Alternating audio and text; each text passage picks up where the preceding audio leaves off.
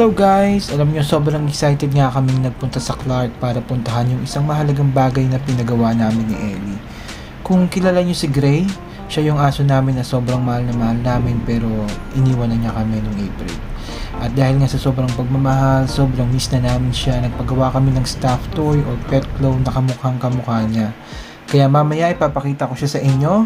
And sa ngayon, kumain muna tayo dito sa Romantic Baboy dahil sobra na kaming ginutom. So guys, napakaganda ng service nila dito, no? Kasi habang naghihintay kami ay tinanong nila kami agad kung ano ba yung meat and side dishes na gusto namin. Kaya naman ito, pag upo namin, nakaready na lahat. Talagang magigrill ka na lang agad. Alam nyo, napakasarap nga dito sa Romantic Baboy. Fresh at sobrang premium na mga cut meats nila. Ang price ay 549 pesos. Unlimited na yung seafood, chicken, pork, and beef. Kasama na rin dyan yung unlimited side dish. May extra payment nga lang kung kayo ay order ng mga drinks.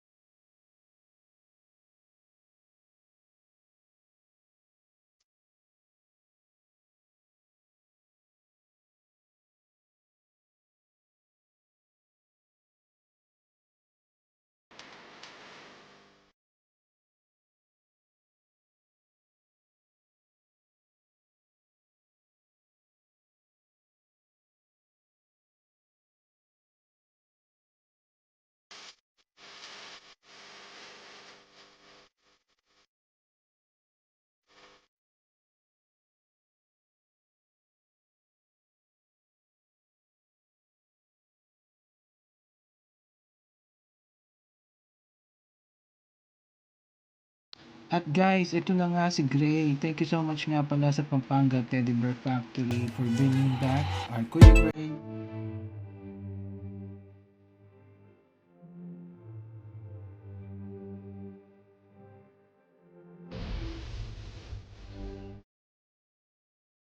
At sobrang saya nga ni Ellie dyan, kaya naman nagaya siya magsanggipsal dito sa Romantic Baboy.